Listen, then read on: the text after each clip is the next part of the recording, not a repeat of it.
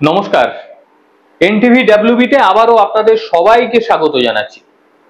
Iran যাকেই সেনাপ্রধান তৈরি করছে তাকেই নিঃশেষ করে দিচ্ছে ইসরায়েল। আবার অপরদিকে তেহরান খালি করার বার্তা দিয়ে দিয়েছে ডোনাল্ড ট্রাম্প। এক ভয়াবহ পরিস্থিতির দিকে এগোচ্ছে গোটা বিশ্ব। ইরান ইসরায়েলের যুদ্ধে বিশ্বের অন্যান্য দেশগুলো ক্রমাগত ইনভলভ হয়ে যাচ্ছে, যে কারণে বিশ্বযুদ্ধের দিকে আবারও একবার এগোচ্ছে আমাদের পৃথিবী। আপাত দৃষ্টিতে বেশ কিছু চাঞ্চল্যকর খবর সামনে এসেছে, যা থেকে অন্তত বোঝা যায় যে এত তাড়াতাড়ি এই অবস্থা স্বাভাবিক হবে না। এই দিন তিনেক আগে আপনারা সবাই জানেন যে ইরানের সেনাবাহিনী কমান্ডার হোসেন সালামি ও সেনাবাহিনী প্রধান হোসেন বাগেরি ইসরায়েলি হামলায় মারা গিয়েছে। ইরানের ধর্মীয় নেতা আয়াতুল্লাহ আলী খামেনি সেনাপ্রধান হিসেবে তারপরই সাদমানিকে দায়িত্ব দেয়। মঙ্গলবার রাতভর হামলা চালিয়ে নতুন সেনাপ্রধান আলী সাদমানিকেও শেষ করে দিল ইসরায়েল। একেবারে টার্গেট করে করে ইরানের সেনাপ্রধানকে তারা টিকতেই দিচ্ছে না। যিনি সেনাপ্রধান হচ্ছে তার উপরই হামলা চালিয়ে তাকে নিকেশ করে দিচ্ছে, একেবারে টার্গেট নিয়ে নিয়েছে। এর মধ্যে আবার ইসরায়েলের তরফ থেকে নেতানিয়াহু বড় ধরনের হুমকি দিয়ে বসেছে। হুমকিটি কি? হুমকিটি হলো যে ইরানের সুপ্রিম লিডার আয়াতুল্লাহ আলী খামেনিকে নেতানিয়াহু তিনি বলেছেন যে ইরানের সর্বোচ্চ নেতা খামেনিকে হত্যা করলেই নাকি এই সংঘর্ষ আর বাড়বে না, থেমে যাবে। স্পষ্ট বার্তা গোটা বিশ্বকে তিনি দিয়ে দিয়েছেন যে সংঘর্ষের শেষ তখনই হবে যখনই খামেনি শেষ হয়ে যাবে। এবং যে খবর সামনে আসছে যে বর্তমানে এই খামেনি কোনো এক অজ্ঞাত স্থানে বাংকারের মধ্যে লুকিয়ে রয়েছে। বাংকার থেকে ইসরায়েল তাকে বের করার জন্য রীতিমতো চিরুনি তল্লাশি শুরু করেছে। মানে এই যুদ্ধের শেষ তখনই হবে যখন খামেনির পর্ব শেষ হবে।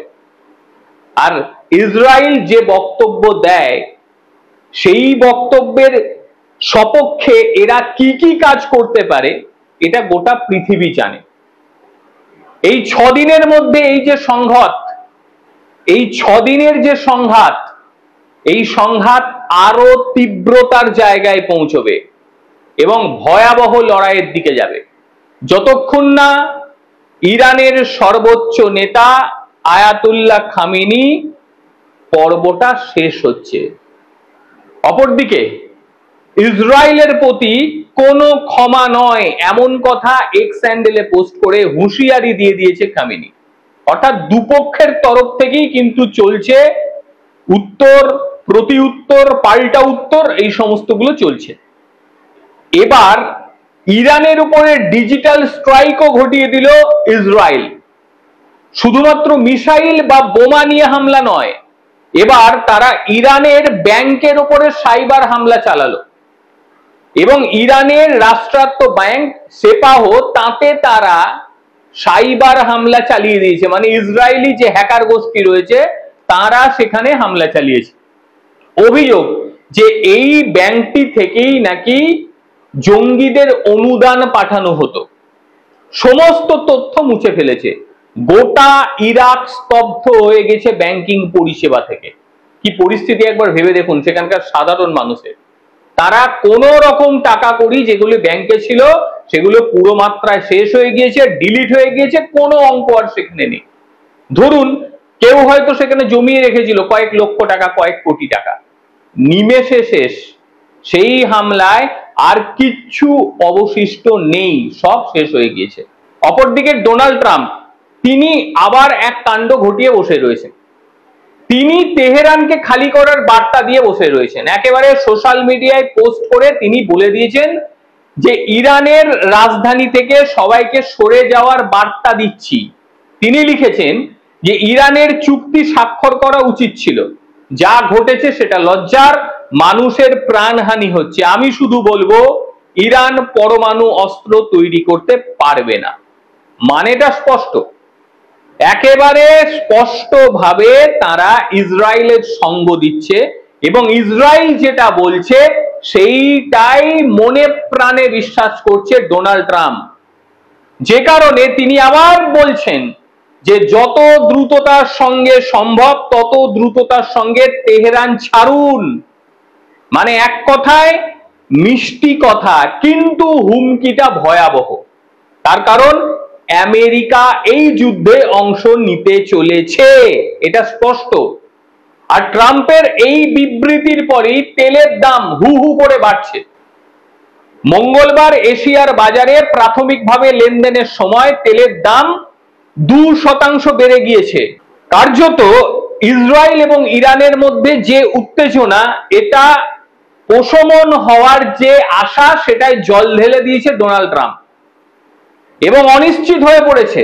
এই যুদ্ধ থামার আর কোনো সম্ভাবনা দেখতে পাওয়া যাচ্ছে না। কাজেই তেলের দাম বাড়বে আর সেই তেলের দামে ছ্যাঁকা পড়বে আমাদেরও গায়ে। ভারতেরও চিন্তা কিন্তু ধরছে, আর তার উপর ভারতীয় দূতাবাস থেকে যোগাযোগ নাম্বার দিয়ে দেওয়া হয়েছে এবং বলা হয়েছে যে তেহরানে যে সমস্ত ভারতীয়রা থাকে তারা অবিলম্বে ভারতীয় দূতাবাসে যোগাযোগ করুন। এবং ইতিমধ্যেই সোশ্যাল মিডিয়ায় ভারতীয় দূতাবাসের পক্ষ থেকে পোস্ট করে দেওয়া হয়েছে। আপনারা সবাই জানেন যে কানাডায় G7 সম্মেলনে যোগ দিয়েছে আমাদের ভারতের প্রধানমন্ত্রী নরেন্দ্র মোদী। তিনিও তার যেটা বক্তব্য, সেখানে তিনি তুলে ধরেছেন সন্ত্রাসের কথা। ভারতের ওপর কিভাবে পেহেলগাঁয়ে সন্ত্রাসী হামলা হয়েছে এই বিষয়টি তাবড় রাষ্ট্রনেতার সামনে তিনি তুলে ধরেছেন, আর সেখানকার রাষ্ট্রনেতারা সেটাকে সমর্থন করেছেন। তার জন্য ধন্যবাদ জানিয়েছেন নরেন্দ্র মোদী। তিনি বলেছেন যে পেহেলগাঁয়ে জঙ্গি হামলা মানবতার উপরে হামলা, অর্থাৎ ভারত তার নিজেদের মন্তব্য স্পষ্ট করে দিয়েছে। এর আগে যখন ইসরায়েলি প্রধানমন্ত্রী ভারতকে ফোন করেছিলেন, সেই সময় কিন্তু ভারতের তরফ থেকে স্পষ্টভাবে জানিয়ে দেয়া হয় ভারত শান্তি চায়। আবার আরেকটা বার্তাও দেয়া হয় যে সন্ত্রাসকে কখনোই ভারত সমর্থন করে না। বিষয়টি স্পষ্ট, ভারতবর্ষ সন্ত্রাসবাদীদের সমর্থন করছে না। আর যে সমস্ত দেশ সমর্থন করছে তাদের মধ্যে পাকিস্তান, তারা তো রয়েছে, তারা তো জন্মলগ্ন থেকে সন্ত্রাসকে নিয়ে তারা চলে, এবং চীন, তারা আবার তাদের বিমান পাঠিয়ে দিয়েছে কোথায় আপনারা জানেন, এবং সেই বিমানে কি কি ছিল সেটা নিয়েও প্রত্যেকে চিন্তিত। অস্ত্র সরবরাহের ক্ষেত্রে সবার আগে এগিয়ে এসেছে চীন। পাকিস্তান, তারা আবার বলছে নাকি পারমাণবিক অস্ত্রশস্ত্র নিয়ে তারা ইসরায়েলের উপরে হামলা চালাবে। একবার ভেবে দেখুন, মানে গোটা বিশ্বের একাংশ জুড়ে যাবে মানবতার পক্ষে সন্ত্রাসের বিরুদ্ধে, আর একাংশ মানবতার কথা বলে সন্ত্রাসের পক্ষে তারা তাদের সমর্থন জানাবে। যেমন পাকিস্তান, যেমন চীন, তারা মানবতার কথা বলবে কিন্তু তারা সমর্থন করবে সন্ত্রাসবাদকে। অর্থাৎ এত তাড়াতাড়ি বিশ্বে শান্তি আসছে না। আর যেহেতু ইসরায়েলের তরফ থেকে বলে দেয়া হয়েছে কবে যুদ্ধ তারা থামাবে, আয়াতুল্লাহ আলী খামেনির যবে পর্ব শেষ হবে তবে তারা যুদ্ধ থামাবে, মানে এত তাড়াতাড়ি কিছু হচ্ছে না। হামলা, পাল্টা হামলা, দাম বৃদ্ধি সবকিছু হতে চলেছে। আজকের প্রতিবেদন কিরকম লাগলো অবশ্যই আপনারা প্রত্যেকে জানাবেন। আর ইসরায়েলের এই হামলাকে আপনারা ঠিক কতটা সমর্থন করেন? পাল্টা ইরান যেভাবে ইসরায়েলের উপরে হামলা করছে সেই হামলাটাকে নিয়েও আপনাদের কি বক্তব্য অবশ্যই জানাবেন। প্রত্যেকে ভালো থাকবেন, সুস্থ থাকবেন। আবারও দেখা হবে অন্য কোনো দিন অন্য কোনো ভিডিওতে। ততক্ষণের জন্য নমস্কার, ভালো থাকবেন সবাই।